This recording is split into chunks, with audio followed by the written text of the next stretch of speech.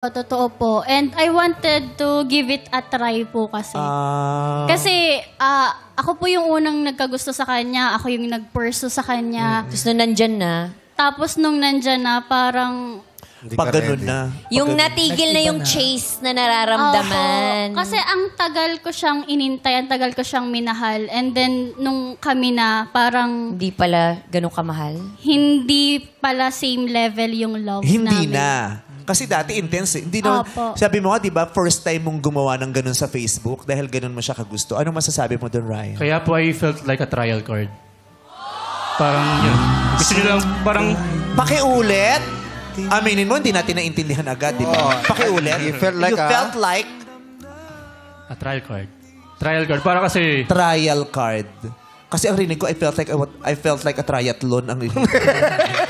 Trial card.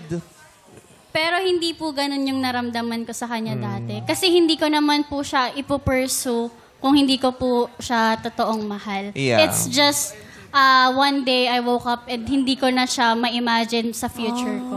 That is so Pero di ba sinabi mo, painful. tinry mo naman eh. Yes so pang po. ilang taon na kayo noon sa MU or ilang days na yung relasyon nyo nung kayo na? Nung naramdaman mo talagang wala talaga? Hindi, bago pa daw niya sagutin. Bago pa Ito sagutin. naramdaman Bago mo pa na. niya Hindi, di ba tinry mo eh? Ano yung parang, ay, hindi talaga? Kapag po nung nagagalit siya, hindi ko po gusto kasi yung coping mechanism niya po pag nagagalit. Ano ba? So, nag-ano po siya sa Twitter, ganon. And naha-hurt po ako dun sa mga nakikita Masakit ko. na salita. Yes Baka kasi po. wala ka ng damdamin sa kanya, kaya naiinis ka na nun. Kasi kung mahal na mahal mo yung tao, Hindi po kasi kung mahal nyo naman po yung isang tao, bakit nyo kailangang saktan in social media? Sinaktan ka niya? Social media. Through words. Social media. Ay, Parang- nagpo-post ka ng hindi mo. siya Sabi ko po sa nagsasabi. kanya selfish.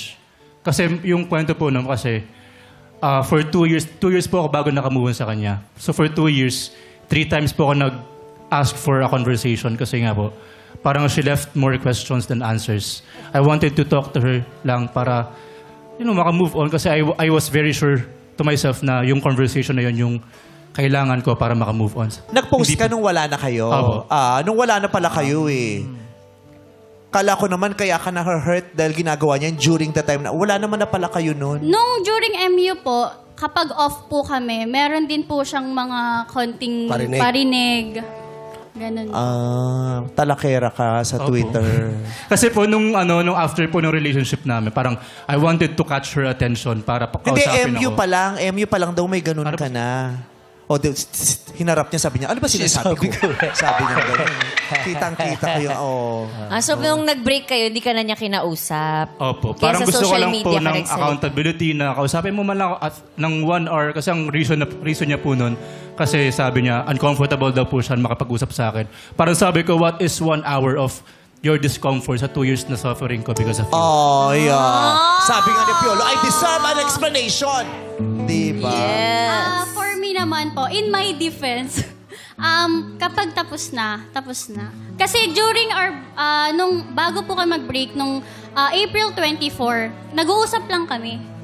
And space lang yung hinihingi ko. Siya yung nag-push na, makikipag-break ka na ba? Sige, makipag-break ka. Hindi pumapayag yung mukha Parang ni nire-react si Ryan. Ryan Oh, dito. sayang, oh. Di po kasi nung kung day na- nakita mo yung ganun, Oo, iba.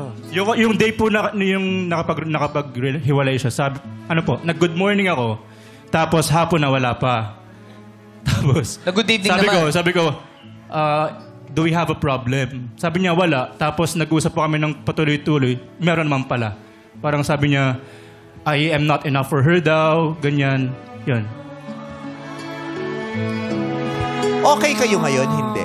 Okay po kami. Pero marami kayong unresolved issues. Yes po. Ah. Kasi nga po, never po kami nag-usap. Never niya pong binigay sa akin yung accountability na gusto ko from her. Na yun ang bubog mo sa kanya. Closure. Oh. Proper Ito po, closure. proper closure. Ha?